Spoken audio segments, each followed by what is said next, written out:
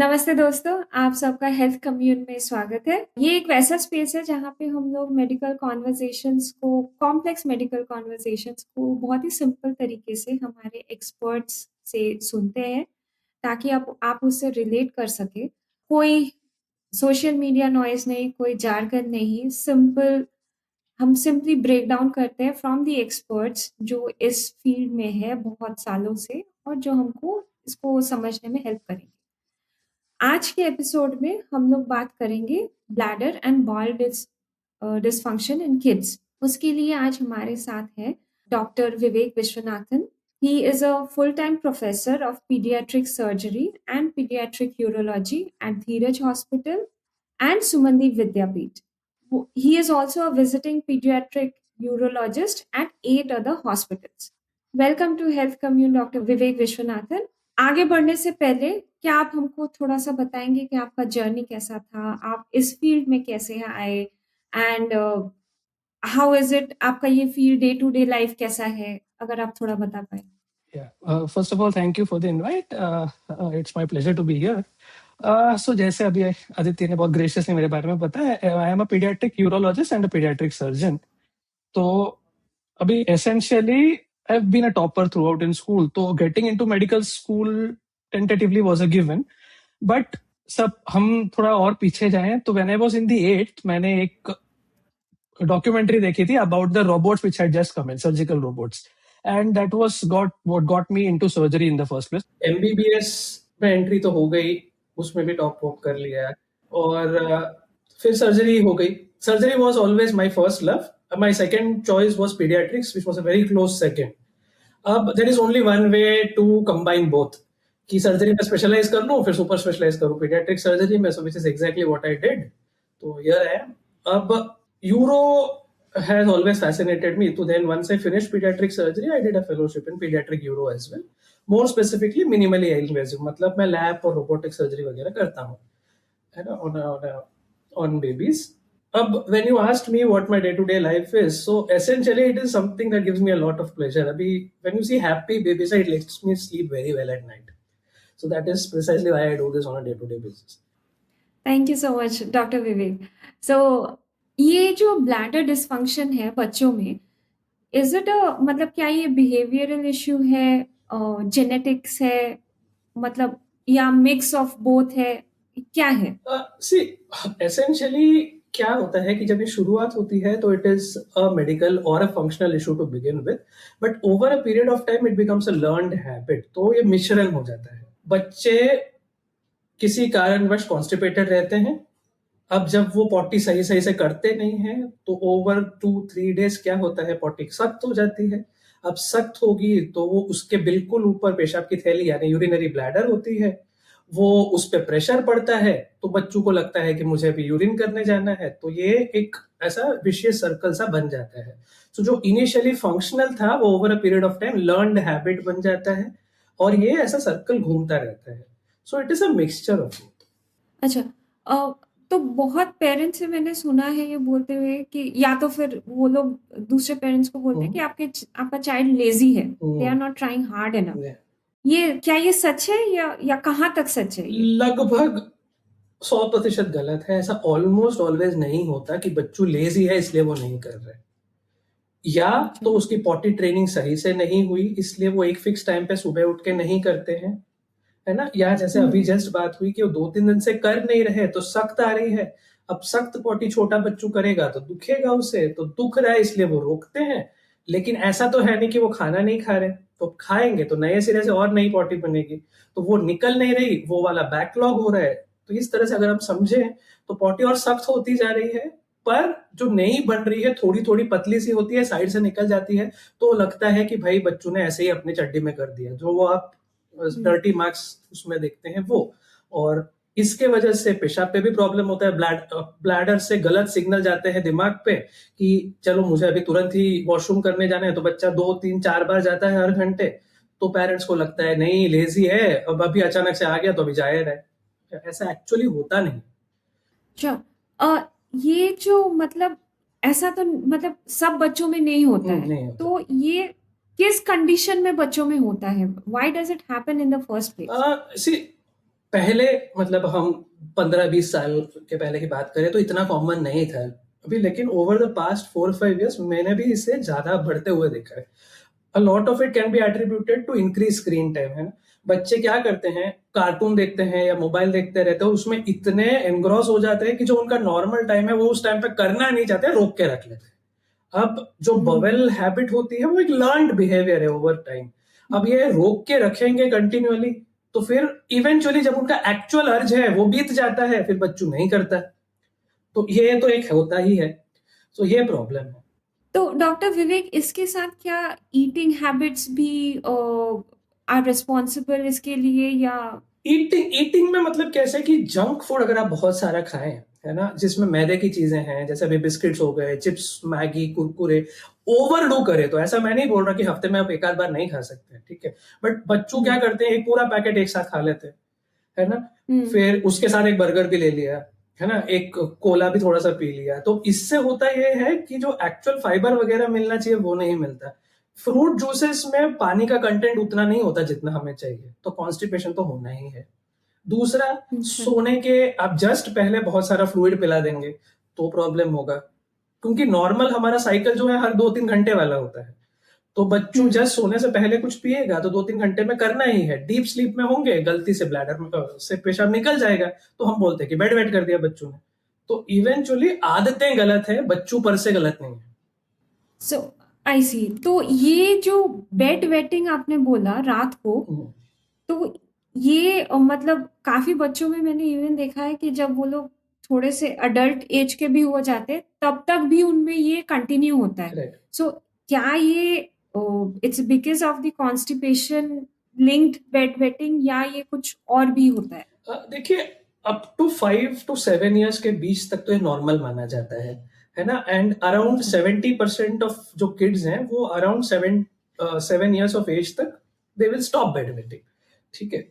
तो there is nothing to be alarm उस point of time तक. उससे ऊपर अगर ये चलता रहा तो जैसा आपने बोला कॉन्स्टिपेशन के साथ डेफिनेटली लिंक हो सकता है. But not only constipation, school में सपोज कोई प्रेशर्स हैं, स्कूल का टॉयलेट सही नहीं है, बच्चों कर ही नहीं रहा तो प्रॉब्लम. या साइकोलॉजिकल इश्यूज हैं, बच्चों कोई किसी को मतलब कोई बच्चा उनको परेशान कर रहा है या मार रहा है तो भी प्रॉब्लम होता है. नाइटमेयर से बड़ा बेड वेटिंग का इशू होता है. अच्छा. हाँ, है ना. और like we said, diuretic drinks, मतलब चाय कॉफी की आदत कुछ लोग बड़े जल्दी बच्चे को डाल देते हैं, तो सोने से पहले वो पी लिया या ज्यादा चॉकलेट खा लिया, उस सब से भी हो सकता है. तो आपको इन्वेस्टिगेट करना है. अगर 7 से 10 साल के बाद भी वो कंटिन्यू होता रह रहा है और जो इवेंट है वो वन टाइम नहीं पर लंबे टाइम तक चल रहा है, मतलब वंस अ मंथ करे दे विल आउटग्रो, पर हर रोज हो रहा है तो then we need to be concern. तो डॉक्टर विवेक, ये मतलब जब बच्चों में, मतलब किस एज में जनरली ये ऑनसेट होता है, एंड मतलब ये जब पेरेंट्स बच्चों को लाते हैं तो इज इट लाइक बहुत दिनों से वो कर रहे हैं, या तो फिर मतलब जस्ट कुछ ही टाइम से स्टार्ट हुआ है, वैसा होता है? अभी जैसे क्या होता है कि ऑन एन एवरेज मैं जो देखता हूँ वो मेरे पास थोड़े से बड़े बच्चे आते हैं, 8-10 साल हो गए अच्छा. फिर भी अभी ये बिस्तर गीला कर रहे हैं. मम्मी का ये कंप्लेंट होता है कि अभी भी कर रहे हैं. अभी पिछले महीने तो रुक गया था पर अभी फिर से चालू हो गया, अभी हफ्ते में 5 से 6 दिन कर लेता है ना, ऐसा. तो ये थोड़ा ज्यादा कॉमन है. छोटे बेबीज में इतने परेशान नहीं होते हैं पेरेंट्स आजकल तो, ठीक है. और मैं यही समझाता हूँ कि 70% बच्चे इसको आउटग्रो कर लेंगे. आउटग्रो इन द सेंस, अगर आप ठीक से समझा देंगे जो फैक्टर्स है जो इसको परपेचुएट कर रहे हैं, जैसे कॉन्स्टिपेशन है, जैसे आप थोड़ा सा डाइट पे ध्यान दें तो वो ठीक हो जाता है. कुछ ही 10% होते हैं जिनको आपको एक्चुअली ट्रीट करना है या आगे इन्वेस्टिगेट करना है. ऐसा एक वो है कि 10 to 15% of kids every year जो ऑलरेडी बेड वेट कर रहे हैं वो अपने आप ठीक हो जाएंगे अगले साल में. ऐसा एक स्टैटिस्टिक है. हाँ. तो ये जो अपने आप आउटग्रो कर लेंगे, सो इज इट क्या उसमें उनको कोई हैबिट चेंज करना होता है, मेडिसिन लेना होता है, या फिर इट्स जस्ट लाइक वो जैसे बड़े होंगे वैसे समझ जाएंगे एंड आउटग्रो कर लेंगे? तो इसमें इट्स कॉम्बिनेशन. जो मेडिसिन है इसमें वो लास्ट रिजॉर्ट होते हैं, वो जस्ट सपोर्टिव है, मेडिसिन ट्रीट नहीं करते, क्योंकि एक्चुअल एनाटॉमिकल इश्यूज 1 से 2% से बच्चों में ज्यादा में नहीं होता है. तो ये लर्न और फंक्शनल इशू है. आपको अगर उनका जो पॉटी का इशू है उसको आप ट्रीट कर लें, उनको आप रेगुलर हैबिट डाल दें, टॉयलेट ट्रेनिंग कर दें, एंश्योर करें कि जब बैठते हैं ऐसा नहीं जस्ट पॉटी मम्मी ने जिद किया तो मैं बैठ गया, सिर्फ इसलिए नहीं पर जाके पूरा इवैक्यूएट करें, ये आप ठीक कर लें, है ना। रात को 2 घंटे पहले से थोड़ा सा फ्लूइड रेस्ट्रिक्ट करें, बंद नहीं करना है, रेस्ट्रिक्ट करें, ऐसा सब करें। या एंश्योर करें आप टाइम्ड वॉइडिंग करा रहे, मतलब हर 2-3 घंटे लगे या नहीं लगे खाली करना है, तो ये सब ठीक हो सकता है अपने आप। सो 80-90% बच्चों को सिर्फ आपको बिहेवियरल एडवाइस और थोड़ा लाइफस्टाइल मॉडिफिकेशन देना होता है, जो बाकी बच्चे उनको आपको इन्वेस्टिगेट भी करना है, दवाइयां भी देनी पड़ेगी। I see. So doctor, is it like ये लड़कियों में ज्यादा होता है या लड़कों में ज्यादा होता है, या राइट, ऐसा कोई जेंडर प्रॉब्लम नहीं बहुत है? पर्टिनेंट है। सो एसेंशियली क्या होता है, जब बच्चा मतलब इन्फेंट होता है, मतलब 1 to 2 या टॉडलर एज तक मेल्स थोड़े से ज्यादा, फीमेल्स से ज्यादा ये प्रॉब्लम उनमें होती है, 3:2 जितना प्रिडोमिनेंस होता है। बट जैसे वो यंग अडल्ट या एडोलेसेंट्स बनते हैं, ऑलमोस्ट सिमिलर इक्वेशन हो जाता है, 1:1 का रेशियो बन जाता है। अच्छा। Right.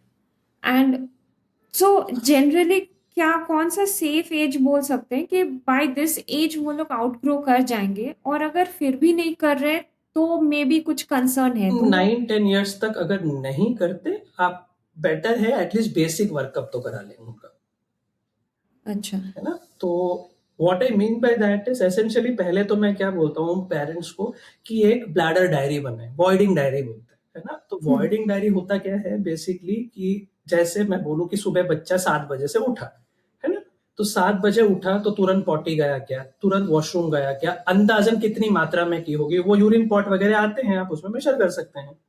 उसके पहले उन्होंने कुछ पिया तो अंदाजन उसकी मात्रा कितनी होगी, ठीक है। बीच में कोई एक्सीडेंट्स हुए क्या, अब एक्सीडेंट का क्या मतलब होता है कि सपोज नॉर्मली आपने 2-3 दिन ये किया और आपको पता चला कि बच्चू हर 3 घंटे में करता है, ठीक है, बट सपोज आज बच्चू ने 8 बजे किया और 11 बजे करना चाहिए, पर 9:30 बजे इतना प्रेशर आया कि निकल ही गया या उसको वॉशरूम जाना पड़ा, तो ये एक्सीडेंट है, वो मेंशन करना है। उसके पॉटी के साथ यूरिन गया कि नहीं वो मेंशन करना है। क्या स्पेसिफिक ट्रिगरिंग फैक्टर अगर अब मम्मी को लगता है या पेरेंट को लगता है तो वो लिखें साथ में। ऐसा अगर आप एक हफ्ते तक रेगुलरली करेंगे, पेरेंट्स को खुद को और मुझे बड़ा अच्छा आइडिया मिलता है कि क्यों क्या हो रहा है और क्या कहाँ पे हम वर्क कर सकते हैं। तो ये एकदम बेसिक चीज है, उसको वर्डिंग डायरी बोलते हैं। डॉक्टर विवेक, आपने कुछ देर पहले एक और बात बोला था कि बच्चे कभी कभार होता क्या है कि शायद वॉशरूम गंदा है इसीलिए यूरिनेट नहीं करते हैं।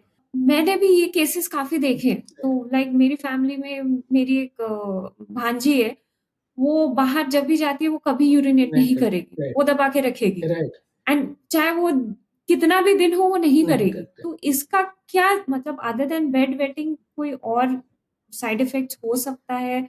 मतलब इसको फिर आपका क्या एडवाइस है इसके लिए फिर? सी अभी ये जैसा आप बता रहे हैं ये बड़ा ही कॉमन है, मेरा खुद का बेटा थोड़ा सा भी गंदा होगा वो नहीं करता है ना, तो नहीं करते वो, अभी वो उसमें आप बच्चों को डांट करके नहीं कर सकते, वो नहीं करेंगे, नहीं करना है तो नहीं करने वाले।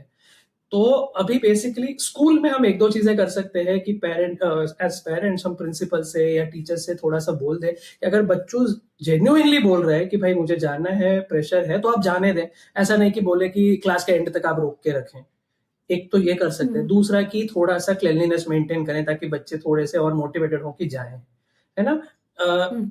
हम दूसरे पेरेंट्स से ये बात कर सकते हैं कि दूसरे जो उसके क्लासमेट्स वगैरह हैं वो रिडिक्यूल ना करें अगर बार बार जा रहे हैं, may be they have a genuine issue, है ना। तो ये तो हम स्कूल वगैरह में कर सकते हैं। Public places not necessarily in our control, ज्यादा कुछ कर नहीं सकते हैं, बट ये जरूर इंश्योर कर सकते हैं हम कि बच्चों तुरंत घर आके वॉइड कर ले, है ना। ऐसा नहीं कि 5-6-7 घंटे हो गए और नहीं किया, ऐसा नहीं होना चाहिए। दूसरा ये कि प्रिफरेबली जब बच्चों बहुत छोटा हो पेरेंट्स साथ में खड़े रहे, ये देखे कि वो कंप्लीट किया एक्ट उन्होंने, ऐसा नहीं अंदर गए मम्मी ने बोला जाया 1 मिनट में वापस आ गया और कुछ किया ही नहीं, ऐसा होता है बहुत कॉमन। तो खड़े रहे, इंश्योर करें कि उन्होंने यूरिन करना है वो कर लिया, पॉटी करना है कर लिया, फिर बाहर आए, है ना। तो इनिशियली थोड़ा सा एक लैग पीरियड रहता है बट इवेंचुअली आप ये मैनेज कर सकते हैं। और अगर डॉक्टर ये मतलब परसिस्ट होता है, मतलब वो बच्चा नहीं कर रहा है, इसका कोई लॉन्ग टर्म साइड इफेक्ट्स होता है जब वो लोग बड़े होते हैं? तो अभी आपको कुछ चीजें तुरंत दिखेंगी, तुरंत मतलब कुछ महीनों में दिखेंगी, कुछ लॉन्ग टर्म होती हैं। अभी शॉर्ट टर्म में क्या होगा, अगर वो कॉन्स्टिपेटेड लंबे टाइम से रहते हैं, तो जैसे अभी थोड़ी देर पहले बात हुई थी, वो ब्लैडर पे प्रेशर बढ़ता है, तो बच्चों को लगता है कि मुझे जाना है जाना है जाना है, तो अर्ज होती है पर यूरिन निकलता नहीं है। ये हो सकता है, अच्छा। ये हो सकता है कि वो बोले कि भाई मेरी पॉटी बहुत सख्त हो रही है, दुखता है मुझे। तीसरा ये होता है कि यूरिन में जब भी करने जाता हूँ जलता है। या आप देखिए रिकरेंट यूरिनरी इन्फेक्शन, छोटे मोटे पर रिकरेंट यूरिनरी इन्फेक्शन हो रहे हैं। जब तक ये 3-4 चीजें हैं और आप कंट्रोल इसी में लेवल पे कर ले तब तक तो ठीक है। पर ये सपोज परपेचुएट हुआ, लंबे टाइम तक चला, सालों साल चलता है, so then what will happen कि जितनी बार आपका यूरिनरी इन्फेक्शन होता है ना, जो यूरिन ऊपर से बनता है वो स्टेराइल होता है, मतलब उसमें इन्फेक्शन नहीं है, बट जो ब्लैडर में रुका और जो निकल रहा है वो इन्फेक्टेड होता है। अगर वो वाला यूरिन वापस ऊपर जाए, जिसको वेसिको यूरेट्रिक रिफ्लक्स बोलते हैं, ठीक है, ब्लैडर में प्रेशर बढ़ गया क्योंकि नया यूरिन तो बन रहा है बट पुराना इवैक्यूएट नहीं हुआ, तो वो ऊपर जाएगा। अगर नीचे नहीं आया तो या तो लीक होगा, तो डे टाइम एक्सीडेंट्स होंगे, या ऊपर जाएगा। ऊपर इन्फेक्टेड यूरिन जाएगा तो किडनी पे भी असर पड़ेगा, तो स्कारिंग होता है, लॉन्ग टर्म डैमेज होता है, तो ये प्रिवेंट करना है। So this is when it becomes dangerous, क्योंकि यूटीआईज जितनी बार हिट होते हैं विद वीयूआर और विद रिफ्लक्स, वो ज्यादा प्रॉब्लमेटिक होता है टू द किडनी, है ना। अच्छा, सो ऐसा yeah. यहाँ से 2 क्वेश्चन्स और है कि अगर ये ब्लैडर डिस्फंक्शन को ट्रीट नहीं किया, मतलब मान लो पेरेंट्स आर इग्नोरिंग या ऐसा कुछ, तो वो अडल्टहुड में जाके उसका कोई इफेक्ट पड़ता है? वही लॉन्ग टर्म इफेक्ट, यही कि किडनी पे स्कारिंग होती है, वीयूआर हो सकता है, ये लर्नड हैबिट है, आप सडनली जाके अडल्टहुड में इसको चेंज नहीं कर पाएंगे, यही रहेगा। कॉन्स्टिपेटेड रहते हैं, आपको लैक्सेटिव्स लेने पड़ते हैं, तब थोड़ा दिन ठीक रहता है, आपने जैसे बन किया वापस वही विशेष सर्कल शुरू हो गया। बड़ा कॉमन है, मैं एक्चुअली 18 साल तक के बच्चे देखता हूँ, तो अभी मेरे पास उसके ऊपर नहीं आते, बट ये बड़ा कॉमन है, जो मेरे जनरल सर्जरी के फ्रेंड्स वगैरह हैं उनके पास भी आते हैं।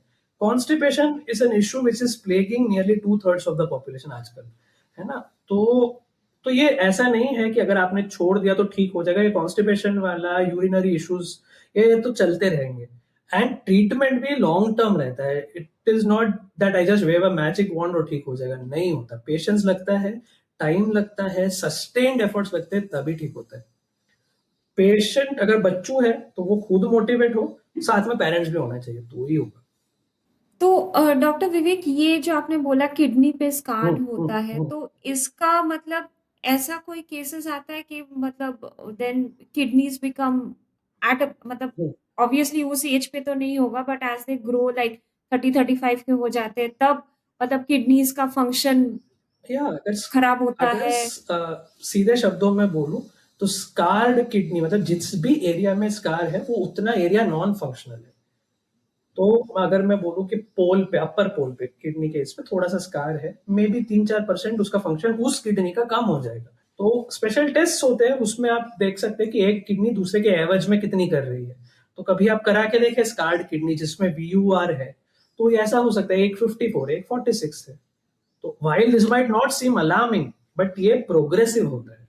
स्कार्ड हम्म। जो एरिया है उसको आप रिवर्ट नहीं कर सकते, आप प्रोग्रेस होना, न्यू स्कार्स होना प्रिवेंट कर सकते। ठीक है, सो जो डेड हो गया उसको तो वापस नहीं लाया जा सकता, तो डेंजरस तो है। तो इसीलिए उससे हम्म। उस लेवल तक पहुंचे, सेकेंडरी वीयूआर हो, उससे पहले रोक देना है। जो छोटे बच्चों में होता है वो प्राइमरी होता है। तो डॉक्टर विवेक, ऐसा कोई केस होता है कि जहाँ पे ओके, फर्स्ट ऑफ ऑल तो ये है कि कब सिम्टम्स आने पे पेरेंट्स या बच्चे, अगर थोड़े से बड़े बच्चे हम्म। हैं, तो they should come and consult you? Yeah. या सो पहले ये सुन लेते हैं। ओके, सो एसेंशियली अभी अभी ऐसा जरूरी नहीं है कि 1-2 दिन तक पॉटी नहीं किया तो तुरंत आके घबरा जाए, ये जरूरी नहीं है। मैं नॉर्मली भी बताता हूँ, और अगर आप कहीं पे देखेंगे तो भी, कि एक दिन में 3 बार से लेके 3 दिन में 1 बार तक पॉटी करना नॉर्मल माना जाता है। अच्छा। ठीक है, अगर इस फ्रीक्वेंसी से ऊपर हो, ठीक है, मतलब 4-5 दिन हो गए पॉटी किया ही नहीं, या जो पॉटी हो रही है वो बहुत ही सख्त हो रही है, या आप इवैक्यूएट कंप्लीटली नहीं कर पा रहे, या इनकॉन्टिनेंस हो रहा है, मतलब पॉटी में भी यूरिन में भी आपका स्टूल, जैसे मैंने बोला, वो स्किड मार्क्स, मतलब जो पॉटी हल्की हल्की लिक्विड सी नई वाली बन रही है, कड़क पॉटी के साइड से निकल रही है, ऐसा कुछ हो रहा है, एक्सीडेंट्स जो बोलते हैं, या यूरिनरी फ्रीक्वेंसी बढ़ गई, अर्जेंसी आ रही है भाई मुझे अभी दौड़ के करना ही है ना, पर हो नहीं रहा, या इनकम्प्लीट हो रहा है, या जलन वगैरह हो रही है, या रिपीटेड यूटीआई हाई फीवर के साथ वगैरह हो रहे हैं, यूरिन आपका फाउल स्मेलिंग हो जाता है, तो ये सब अलार्मिंग साइन से वेट नहीं करना है। अच्छा, अगर ये मतलब बच्चों में, थोड़े एडल्ट बच्चों में, मतलब 7-8 साल नहीं, मान लो 10-15 साल के बच्चों में इन लोगों ने ये इग्नोर किया था, तो ऐसे केसेस आपके पास आए हैं जहाँ पे मतलब उसी एज पे यू आर सीइंग कि किडनीज में स्कार हुआ है या वैसा कुछ? इसमें भी क्या होता है ना कि पहले हम हमेशा बिहेवियरल थेरेपी और थोड़ा डाइट एंड इससे करते हैं, क्योंकि ये बच्चों खुद समझदार होते हैं, वो खुद कर सकते हैं, है ना, पर वो लंबा चलता है। अभी रिसेंटली पिछले महीने ही एक बच्चू अराउंड 13 महीने, मतलब ऑलमोस्ट 1 साल और 1 महीना मेरे पास आया था कंटिन्यूअली, फिर भी ठीक नहीं हो रहा था, तो हमने जस्ट स्कारिंग चेक करने के लिए किया, तो था उसको कि इतने साल से चल रहा है। Although the Bachchu is very motivated, but because अभी इतने सालों से वो चला आ रहा है, थोड़ा सा डैमेज हो गया था, सेकेंडरीली रिफ्लेक्स हो गया था उसको, बट बिकॉज वो अभी मोटिवेटेड है, सारा कुछ ठीक कर रहा है, अभी वो फ्रीक्वेंसी वगैरह नहीं हो रही है उनको, तो फिर अभी आगे नए स्कार्स नहीं बनेंगे ना। तो वो ऐसा नहीं होता कि कुछ भी नहीं होगा, जस्ट हैबिट है, थोड़ा सा न्यूसेंस है फिर क्या, ऐसा नहीं होता है। देर आर केसेस जहां किडनी पे असर होता है, पूरी लाइफ कभी निकल जाएगी, आपने कोई टेस्ट नहीं किया तो शायद नहीं भी पता चलेगा आपको, but you never know when you come to a doctor, maybe you get tested for something else, तब आपको पता चले कि भाई इतने साल से ये प्रॉब्लम चल रहा था, तो इसकी वजह से ऐसा डैमेज हो गया, क्योंकि नॉर्मल जो बेसिक इन्वेस्टिगेशन है उसमें ये पता ही नहीं चलता कि स्कारिंग है। ओके, एक और बात डॉक्टर विवेक, क्या ये है मतलब थोड़ा सा भी जेनेटिकली होता है कि अगर मेरे मम्मी पापा को कॉन्स्टिपेशन था तो वो मुझे भी आएगा and all of that? So genetics से ज्यादा फेमिलियर टेंडेंसी होती है, so children do as their parents do, है ना, तो तो एसेंशियली अगर आपके ऐसे हैबिट्स हैं, मेरा बच्चू देखता है कि भाई ये तो जाते नहीं है, कभी भी मन करे ऐसे वैसे करे, तो मेरा बेबी वैसे ही करेगा, तो इस तरह का थोड़ा सा होता है, rather than a genetic component there is a familial component. ये होता है कि पेरेंट कॉन्स्टिपेटेड है, बच्चों कॉन्स्टिपेटेड है, जो रिफ्लेक्स वगैरह हैं वो ऐसे परपेचुएट नहीं होते हैं, क्योंकि ये जो मैं बात कर रहा हूँ वो सेकेंडरी है, they are not something to do with the anatomical problem, वो अलग ही टॉपिक है ना, तो वो वैसे नहीं होते, बट बबल ब्लैडर डिस्टर्बेंसेस जो हैं वो सिबलिंग्स में हो सकते हैं, सिमिलर अगर पैटर्न है, वो उसी तरह से अगर पले बढ़े गए हैं तो वो होता है, पेरेंट्स रहे हैं उन्होंने वही फॉलो किया, वही बच्चों भी कर रहे हैं, तो हो सकता है सर्टेनली, बट जरूरी नहीं है कि एक बच्चों को है उससे 4 साल छोटे को भी हो, not needed.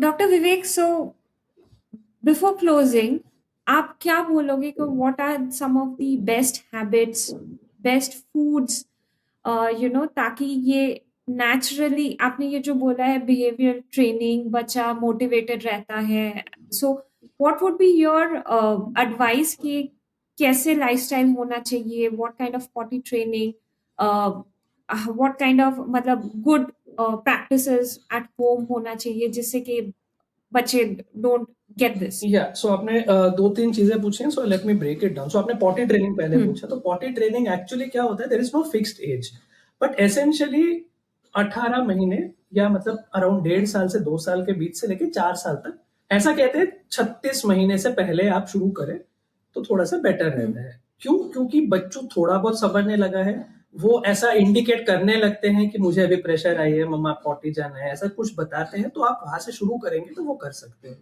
Hard and fast नहीं होता, बहुत छोटे बेबी में भी नहीं करना चाहिए, बहुत लेट भी नहीं वेट करना चाहिए, 1.5 से 2 साल, 2 to 4 years is an arbitrarily good age to do it, है ना। अब आपने पूछा डाइट कैसा रहना चाहिए, उसमें क्या, एक एक बहुत कॉमन एडवाइस है जो मैं मोस्ट पेरेंट्स को देता हूँ कि ग्रीन लीफी वेजिटेबल्स जो सभी बोलते हैं वो खाना है, पानी एंश्योर करना है 1 से 1.5 लीटर। अब वो एंश्योर कैसे करेंगे ना, अब घर पे एक कम्युनल इसमें से पियेंगे तो नहीं होता, तो एक सिंपल सी चीज है, आप 1 लीटर का बॉटल ले लीजिए, बेबी का नाम लिख दीजिए और एंश्योर करें कि बेबी उसको 1.5 बार खत्म करे, बात खत्म, और दिन में करे, है ना। तो ये हो गया। अभी कुछ नेचुरल लैक्सेटिव्स है, लोग क्या है कि डिपेंडेंट हो जाते हैं कि भाई मैंने ये दवाई डॉक्टर ने बोली, मैं 2-3 महीने से दे रही हूँ बच्ची को, वो सही रहती है, पर बंद कर दिया फिर से प्रॉब्लम हो गया। उससे अच्छा आप नेचुरल लैक्सेटिव्स क्यों नहीं ट्राई करते? आप नेचुरल क्या है, सुबह उठ के एक शहद के चम्मच पिला दीजिए गर्म पानी के साथ, आप दूध की मात्रा कम कर दीजिए, बंद मत करिए बेशक, पर उसमें चीनी ऐड कर दीजिए। चीनी is one of the best natural laxatives. ठीक है, अच्छा। आप फाइबर ऐड करिए, मे बी इसबगोल ऐड कर लीजिए। इसबगोल हस्क को आप रोटी आटे में मिला के उसका वो बना के भी रोटी बना के दे सकते हैं, उससे भी बहुत बढ़िया हो जाता अच्छा। है ना। और सूप्स बना सकते हैं, आप स्लरीज बना सकते हैं। अगर बच्चों नहीं पिया, वेजिटेबल्स को मैश करके दे सकते हैं। दही is a very good source of natural probiotics, तो उसकी एक कटोरी दे दीजिए, आधी कटोरी दे दीजिएगा। सलाद होने चाहिए, खीरा, टमाटर, इवन बनाना, तो इससे से फाइबर मिलेगा। तो ये एकदम बेसिक हो गया, है ना। उसके बाद timed voiding and toilet training. अब टाइम्ड वॉइडिंग मतलब इंश्योर करें कि हर 3 घंटे लगे या ना लगे वॉशरूम जाए, खड़े रहे, प्रेशर करे और आए वापस। ये सुसु के लिए। Toilet training, first thing they get up and do after getting up in the morning, के ब्रश वश करें और फ्रेश होके आए। तो अगर आप ये इंश्योर करेंगे over may be a month और 2 मंथ्स, ये हैबिट बन जाएगा, तो बॉडी नेचुरली सुबह उठ के कर ही लेगा, तो एमटी हो जाएगा। और इसके लिए मदर्स का बड़ा रोल है। They have to stand there, ensure, चाहे थोड़ा डांटे वाटे भी, पर करे। अब क्या होता है दूसरा कि छोटे बच्चे ना कंफर्टेबल स्पेस नहीं होता तो पॉटी नहीं करते, तो हम ऐसा एडवाइस करते हैं कि थोड़ा सा जो टॉयलेट का टेम्परेचर स्लाइटली वार्म हो, वार्म सॉफ्ट लाइटिंग हो, है ना। एक स्टूल हो, छोटा बेबी नेसेसरली पॉटी पे प्रेशर नहीं ला पाता वो, अगर उस पे आप बैठा रहे तो एक स्टूल हो जिसपे वो पैर रखे और प्रेशर आए पेल्विस पे, ताकि वो कर सके। फिर सिंपल सी habits like wiping from front to back, baby girls के लिए इन्फेक्शन प्रिवेंट कर सकता है ना। अच्छा। आपको पेरेंट्स को बोलना है कि बच्चों जानबूझ के नहीं कर रहे, उसको बीमारी नहीं है ना। तो आप जितना डांटेंगे उतना साइकोलॉजिकल इंपैक्ट पड़ता है, वो और नहीं करेंगे। आपको थोड़ा धैर्य रखना है, थोड़ा पेशेंस रखना है, समझना है कि there is an issue which will take time, but हम पेशेंट रहेंगे तो हो जाएगा। So the more you help your baby out, the faster the baby ठीक होगा, rather than putting the blame on the baby. एक फाइनल क्वेश्चन डॉक्टर विवेक, ये आपने बिल्कुल पहले मेंशन किया था, what is the effect of the screen time? मतलब आजकल बच्चे रील्स, यूट्यूब, कार्टून्स बहुत कॉमन है, तो इसका क्या इफेक्ट है? सी अब बहुत सारे अलग अलग जगहों पे इफेक्ट है, पर हम रेस्ट्रिक्ट करते हैं बबल ब्लैडर डिस्फंक्शन पे। अब होता क्या है कि लेट्स से 3-4 साल का बच्चा है जो जिसको पता है कि प्रेशर आ रहा है, एकदम छोटा बेबी तो रोक नहीं सकता है ना। मैं 3-4 साल की इसलिए बोल रहा हूँ क्योंकि उनको वो पता है कि चलो मैं रोक सकता हूँ। तो अभी वो टॉम एंड जेरी देख रहे हैं या जो भी पेपा पिग है, जो भी देखते हैं आजकल, तो वो देखते हैं। अब 15-20 मिनट हो गया, उनको पता है 5-7 मिनट और है, लेकिन प्रेशर तो जोर की लगी है। तो क्या करेंगे रोकने के लिए? आपने देखा अजीब अजीब तरीके के मैनूवर्स करते हैं, एक पैर दूसरे के ऊपर डाल लिया, मुंह ऐसा कर लिया, ऐसा प्रेशर कर लिया, कुछ भी करते हैं ताकि निकल नहीं जाए, है ना। ऐसा करते हैं, या ऐसे ऐसे टाइट करके रोक लिया, तो स्फिंक्टर्स रोक लिए तो पॉटी नहीं आएगी। अब आपका अर्ज जो है वो 3-4 मिनट तक का है, वो निकल गया, 10-15 मिनट निकल गया, बच्चों का अर्ज ही चला गया, वो नहीं करेगा। फिर से जब फिर से अगर प्रेशर नहीं आता तब तक वो नहीं करते हैं। तो ये तो टीवी हो गया। रील्स देखते हैं, वो इतने मग्न हो जाते हैं कि आगे कुछ करते नहीं, उसमें भी वही होता है, सेम थिंग। सो टाइम रेस्ट्रिक्ट करना है, या रेस्ट्रिक्टेड उस टाइम पे रखना है जब या तो वो थोड़ा सा खा रहा, आप खिला रहे, उतने टाइम देके बाकी बंद, या ओनली हाफ एन आवर और समथिंग ऑफ दैट सॉर्ट, जो नॉर्मल रूटीन से इंटरफेयर नहीं कर रहा। सी आई अंडरस्टैंड आजकल ड्यूअल पेरेंट्स, दोनों पेरेंट्स ऑफिस जाते हैं, it is difficult, but still try and restrict, because इससे बड़ा ही प्रॉब्लम होता है। दूसरा, एक्टिविटी वर्चुअली नहीं, because of the screens. Physical activity नहीं है, बच्चा बाहर जाके नहीं खेल रहा, साइकिलिंग नहीं कर रहा, क्रिकेट नहीं खेल रहा, दौड़ धाम नहीं कर रहा, वो नहीं करेंगे तो सिंपल सी बात है, हम लेजी हैं, हम लेटे रहेंगे, हमारी आते भी लेटी रहती है, वो नहीं चलती। सीधा सिंपल फंड है। तो एक्टिविटी रहेगा, पॉटी भी हो जाएगी, ब्लैडर भी खाली हो जाएगा। Thank you so much doctor Vivek. आज मतलब ये जो भी आपने बोला, I am pretty sure parents के लिए बहुत हेल्पफुल होगा, क्योंकि इतना अच्छा break down. So it was a real pleasure having you with us. Thank you very much. Thank you so much.